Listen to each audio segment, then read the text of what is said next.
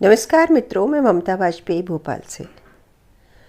मेरे चैनल पर आपका स्वागत है। लीजिए, मैं फिर हाजिर हूँ नए वीडियो और नई जानकारी के साथ। आप देख रहे हैं इंडियन टेरेस गार्डनिंग आर्ट। और हाँ, मुझे बहुत तेज जुकाम हुआ है, या ये कहूँ कि वायरल हुआ है, तो आवाज़ में थोड़ी खराश आपको सुनाई दे सकती है। उसे आप प्लीज़ इग्नोर करें। और ये वीडियो है फार्म हाउस का, और ये श्रीमान जी ने रिकॉर्ड करके भेजा है। मैं भी वहाँ नहीं गई हूँ, पापा बेटा गए हैं दोनों। तो मैं सिर्फ वीडियो नहीं दिखाऊंगी, कुछ काम की बातें भी करूँगी। और इतने दिनों के जो मेरे अनुभव है, मैं हर वीडियो में शेयर करती हूँ। कहाँ मुझे सफलता मिलती है, कहाँ असफलता, सब कुछ आपसे शेयर करती हूँ। तो वीडियो काम का होगा। मैं भी धीरे धीरे सीख रही हूँ, मतलब करो और सीखो। तो खेत पर तो मैं कर रही हूँ और सीख रही हूँ। जैसे कि इस आम के पेड़ का पुराना फूल, जिसे हम बौर कहते हैं, खराब हो गया। खराब कैसे हो गया? क्योंकि बादल बिजली हुई और बादल बिजली से बौर झुलस गया, एकदम से काला हो गया बरसात से। बरसात का छींटा लगता है या मौसम के प्रभाव से बौर में फंगल अटैक होता है। ये मैंने अभी नया नया सीखा है, मतलब यूट्यूब देखकर ही सीखा है। इसकी कुछ रेमेडीज़ हैं जो मैं फिर कभी किसी वीडियो में बताऊंगी। इस साल का तो मेरा मौका गया, अगली साल जब मैं रेमेडी करूंगी, मैं सीख रही हूँ तो मैं दिखाऊंगी आपको। खैर, मैं आम की बात बाद में करती हूँ। ये ठीक घर के सामने की वो जगह जहाँ एक समय बहुत सारे गेंदे हुआ करते थे। अब गेंदे चले गए, लेकिन बरबीना खिल रहा है। मैंने क्यारी में थोड़ी सी 2 चम्मच सौंफ फेंक दी थी, सब्जी बघारने जा रही थी तो सौंफ के देखिए पौधे उगाए हैं। मुझे सौंफ के पत्तों का स्वाद बड़ा अच्छा लगता है। अब इसमें मुट्ठी 2 मुट्ठी सौंफ भी निकल आएगी। साथ ही टमाटर लगे हैं। घर के बिल्कुल नज़दीक वाली क्यारी में हम थोड़ी सी सब्जी लगा देते हैं। और होता क्या है, हम छत के लिए जो पौधे बनाते हैं, उसी में से जब पौध तैयार करते हैं थोड़ी ज़्यादा कर लेते हैं। और छत पे तो हमारे पास सीमित गमले हैं, 10-12 पौधे से ज़्यादा कहाँ लगा पाते हैं हम। बचती है जो पौध, उसे हम खेत पे लगा देते हैं। तो ऐसे ही टमाटर और बैंगन लगा रखे हैं। और टमाटर देसी है और बैंगन भरते वाला है इस बार। तो देखते हैं, बैंगन तो अभी लगाया है, पिछले 2 हफ्ते, हाँ ऐसे ही 2 हफ्ते या 3 हफ्ते पहले। और आम में फिर से बताती हूँ। देखिए, प्रकृति खुद संतुलन साधती है। तो जो बौर ख़त्म हो गया, अब फिर से नया बौर आ रहा है। तो मैंने ये सीखा यूट्यूब से कि ये जो बौर आ रहा है, इसमें पहले कलियाँ होती हैं, फिर ये खुल के फूल बनता है। तो जब ये कलियाँ हैं, तभी हमें कोई भी एंटी फंगल स्प्रे कर देना चाहिए। उससे क्या होगा कि फंगल अटैक नहीं होगा। और जब फूल खिल जाए तब ये नहीं करना है। अगर फूल खिला है और तभी बरसात हो गई, बादल पानी हो गया, तो पानी से फूल खराब हो जाएगा। आम की फसल में यही होता है कि बौर कितने ही अच्छे आए, लेकिन फ्रूट सेट आसानी से नहीं होता। जब पौधा बौर के स्तर पे है, तब बादल पानी से बौर खराब होता है। फिर चलिए, इसमें फल सेट हो भी गए, जैसे कि इसमें कुछ फल सेट दिख रहे हैं। तो क्या होगा अभी कि गर्मी में फिर आंधी अंदर चलेगा, तो टकरा कर इनकी डालें हवा में झूला झूलेंगी और एक दूसरे से टकरा कर आधे फल जल जाएंगे। और अंततः हमको कुछ ही फल मिलते हैं। तो प्रकृति का ये नियम है, इसको स्वीकार करना पड़ेगा कि बौर अच्छा लद के आया, उसमें से हमको पूरा नहीं मिला। फिर फ्रूटिंग अच्छी लद के आई, फिर उसमें भी कुछ कुछ परेशानियां हुई। हमारा काम है पौधे लगाना, उनकी समय समय पर जब हमसे जो हो सकती है वो केयर करना, और कुछ ना कुछ आपके हाथ में ज़रूर आएगा। बस उसमें ही संतुष्ट रहना है। ख़ास करके मैं तो इसलिए कि मैंने तो अपनी हॉबी के लिए लगाया है। हाँ, जो लोग बिज़नेस करते हैं वो फिर शायद अलग ढंग से करते होंगे, कि वो ये ध्यान रखते होंगे कि ऐसा बिल्कुल नहीं हो कि ये हो कि कोई फंगस रोग अटैक हो जाए या पौधा बर्बाद हो जाए या पौधे को कोई नुकसान हो। हालांकि हम आंधी को नहीं रोक सकते, पानी को भी नहीं रोक सकते। वो फिर प्रकृति तो मौसम पर निर्भर रहती है।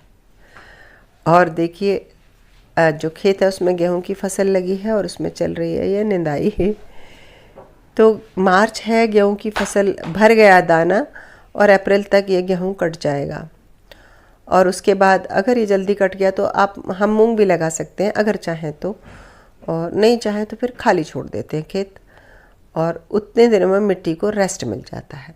तो चूंकि आपको अगर फल चाहिए तो एक टिप बताती हूँ कि आपको अगर मान लो आम खाना है तो मैंने आम के कई पेड़ लगाए हैं और आम फिर मिल ही जाएगा, क्योंकि थोड़ा थोड़ा भी अगर दूसरे में सेट हुआ फ्रूट तो भी हमें मिल जाएगा। ऐसा हम करके सीखे हैं। और एक चीज़ कि कभी बहुत कम पौधे नहीं लगाएं, क्योंकि पूरा तो फ्रूट मिलता ही नहीं है। और एक चीज़ और हम सीखे हैं कि हमारे खेत की जो मिट्टी है वो आम के लिए बहुत सूटेबल है। जब भी हमने आम लगाए तो आम में अच्छी फ्रूटिंग हुई, आम में अच्छी ग्रोथ हुई।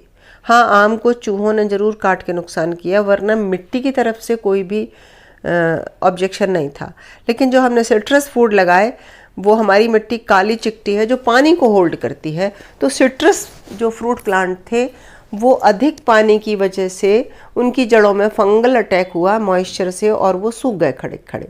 और हमें इतना तजर्बा नहीं था कि जब वो पानी बहुत हो रहा था, भरा था, तो हम उसको निकासी की व्यवस्था करते या कि हम पानी में घोलकर वहाँ एंटी फंगल पाउडर डालते।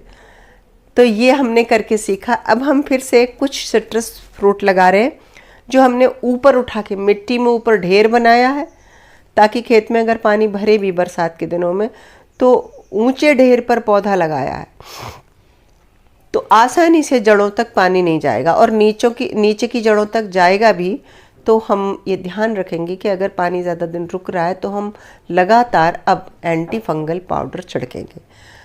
और ये देखो फिर से बरबीना, तो ये प्रकृति का देखिए, ये गर्मी में ही खिलते हैं। ये लिली है, एमरेसिस लिली, और ये बरबीना बिना केयर के अगर आपको कोई पौधा चाहिए, ये सड़क किनारे भी लगा रहता है। तो नेक्स्ट ट्रिप में जब हम जाएंगे तो ये गेंदे हटा देंगे, क्योंकि गेंदे अब अपनी ब्यूटी खो चुके हैं। अभी रखा है कुछ दिनों के लिए, और उसके बाद ये जगह रहेगी बरबीना की। तो जब भी आप गार्डनिंग करें तो इस तरह से पौधे लगाएं कि आपके पास हर मौसम में पौधा हो, हर मौसम में फूल हो, मतलब थोड़ा तो रंगत हो, जो फूल की क्यारी उसमें फूल हो। जब पिछले वीडियो मैंने डाले थे तो गुलाब था, गेंदा था। अभी गुलाब भी नहीं है, गेंदा भी नहीं है, लेकिन बरबीना है, और बरबीना क्यारी की उसमें जड़ों में था। तो बस बहुत ज़्यादा तो कुछ नहीं है, लेकिन हाँ कुछ गेंदे लग रहे हैं, कुछ टमाटर लग रहे हैं, और प्रकृति के बीच में बैठने का आनंद है। ऐसा कुछ भी नहीं है कि जो बहुत विशेष है। लेकिन अभी आप जाइए नहीं, मैं आलू और दिखाऊंगी। इस साल हमने थोड़े से आलू लगाए थे, थोड़ा सा अदरक भी लगाया था, जिसका वीडियो हमने पिछली बार शेयर किया था।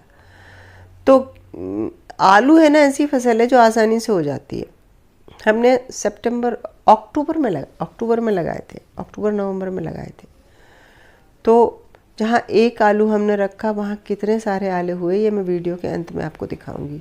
ये जो पौधा है ना, इसका नाम मुझे नहीं पता। पिछली बार आई थी तो इसके पत्ते ऐसे हो रहे थे जैसे कि बिल्कुल मुरझाए हुए हों, और वो फिर पीले पड़ के झड़ गए, और अब कितना ग्रीन वॉल्यूम लेकर आए हैं। तो magenta colour, green colour, orange colour, ये प्रकृति की चित्रकारी है। तो कुछ नहीं, यहाँ बैठने का अपना सुख है। और थोड़े में अगर आप संतुष्ट होते हैं तो आपको यहाँ थोड़ी थोड़ी सब्जी भी मिलती है। यदि आपके पास थोड़ी भी जगह है तो आप ज़रूर लगाइए। और देख लीजिए ये आलू, तो अब श्रीमान जी बनाने जा रहे हैं सब्जी। एक पेड़ में एक हाथ बैगन मिल गया होगा, और ये आलू निकाल लिए। टमाटर लगे ही है, उसमें इक्का दुक्का पक ही रहे होंगे।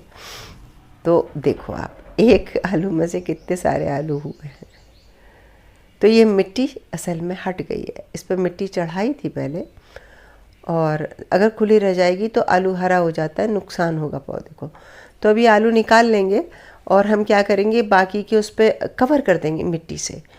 और नहीं तो ये जो देखो अगले दिन का काम है क्या किया है कि आलू की जो पत्तियां थी वो काट दी अब, क्योंकि अब ग्रोथ की ज़रूरत नहीं है, आलू पड़ चुके हैं और हार्वेस्ट करना है। तो ये ऊपर ढक दिया, सारे आलू इन्हीं पत्तियों को काट के ढक दिए और ये मल्चिंग हो गई इन पत्तों से। ये सूख जाएंगे, कुछ दिन बाद ये खाद बन जाएंगे। अब जब भोपाल आएंगे तो कुछ आलू निकाल लाएंगे, कुछ आलू इसी में दबे रहने देंगे। जब हम फिर जाएंगे तो हम फिर इसमें से निकाल के सब्जियां बनाएंगे। तो बस पूरा चक्कर लगवा दिया फार्म हाउस का। कैसा लगा वीडियो कमेंट करके ज़रूर बताइए, आलू कैसे लगे। और बस चल रही है थोड़ी थोड़ी तैयारी, हम सीख रहे हैं, कर रहे हैं, और हम आपसे भी पूछते हैं। जो हमें समझ में नहीं आता वो हम आपसे पूछते हैं। तो हमारे शहतूत के फल टिक नहीं रहे, हर बार झड़ जाते हैं। आप में से किसी को पता हो तो ज़रूर उत्तर दीजिएगा। और वीडियो अच्छा लगा तो लाइक कीजिए, शेयर कीजिए, सब्सक्राइब